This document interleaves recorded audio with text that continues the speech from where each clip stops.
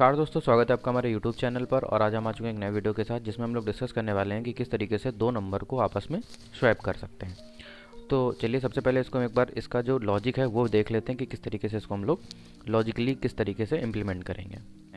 ठीक है, तो देखो मान लीजिए कि मेरे पास एक जो नंबर है 20 जो कि ए वेरिएबल में दिया गया है, ठीक है, और एक नंबर जो है वो 10 है जो कि बी वेरिएबल में दिया गया है। ठीक है, तो दो चीज़ें क्लियर हुई। अब हमें क्या करना है, इन दोनों को आपस में स्वैप करना है। तो स्वैप करने का मतलब ये होता है कि ए की वैल्यू बी में चली जाए और बी की वैल्यू ए में चली जाए। तो हम लोग क्या करेंगे, इसमें यूज़ करेंगे टेम्प वेरिएबल का। ठीक है, तो टेम्प वेरिएबल का हम लोग इसमें यूज़ करने वाले हैं। अब कैसे करेंगे, अब एक चीज़ याद रखिए। तो कुछ 3 स्टेप हैं जो हम पर्टिकुलर आपको समझाने का प्रयास कर रहे हैं, तो आप समझिए। तो पहला स्टेप ये है कि हम क्या करते हैं कि जो टेम्प है, ठीक है, इसमें क्या करते हैं, ए की वैल्यू को असाइन कर देते हैं। ये जो हमारा होता है, ये होता है हमारा असाइनमेंट ऑपरेटर। इसका मतलब ये होता है कि जो इसके अंदर वैल्यू दी गई है वो हमारी कहाँ चली जाएगी, जो ये हमारा जिसमें हम असाइन कर रहे हैं, जब हम लोग असाइनमेंट ऑपरेटर लगाते हैं। ठीक, तो कहने का मतलब ये है कि जो ए के अंदर वैल्यू कितनी दी गई थी 20, तो जो ए की वैल्यू 20 है वो कहाँ चली जाएगी, टेम्प के अंदर चली जाएगी। तो टेम्प की अब वैल्यू कितनी हो जाएगी, 20। तो एक रियल लाइफ एग्जांपल ले लीजिए। मान लीजिए एक गिलास ये है, एक गिलास ये है, दोनों गिलास में पानी भरा है। फिर हमने क्या करा, अगर इन दोनों ग्लास का पानी आपस में बदलना है तो हमें क्या करना पड़ेगा, एक तीसरा गिलास लेना पड़ेगा। तो हमने क्या करा, एक खाली गिलास ले लिया।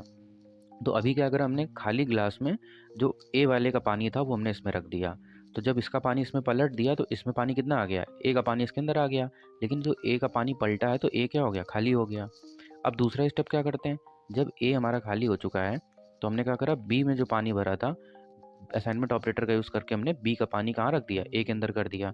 तो अब क्या हुआ, हमारे जो ए था उसकी वैल्यू क्या हो गई, क्योंकि बी का पानी इसके अंदर आ गया। तो ए की वैल्यू हमारी कितनी हो गई, 10, क्योंकि बी के पास कितना पानी था, 10 था। इसके बाद में हम लोग क्या करेंगे, दो स्टेप हो गए। अब तीसरे स्टेप में हम ये करेंगे कि अब हमारे पास बी वाला जो ग्लास था वो खाली हो चुका है। तो हमने क्या करा, बी के अंदर असाइन कर दिया किसकी वैल्यू, जो हमने एक खाली ग्लास ले रखा था टेम्परेरी, इसके अंदर क्या 20 वैल्यू असाइन थी। तो अब 20 इसके अंदर चली गई। तो अब क्या हुआ जाके कि बी की वैल्यू कितनी हो गई, 20 हो गई। तो अब आप देख सकते हैं कि दोनों वैल्यू आपस में एक्सचेंज हो गई।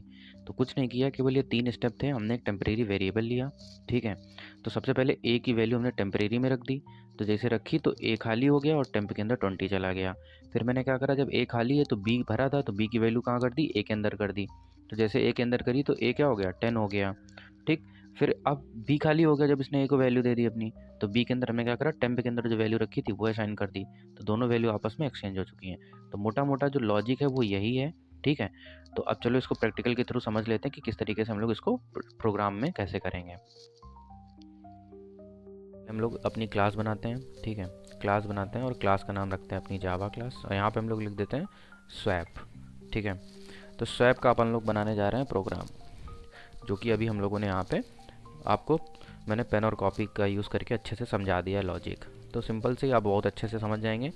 यहाँ पे हमें क्या करना है, अपनी पहले मेन क्लास क्रिएट कर लेनी है, ठीक है।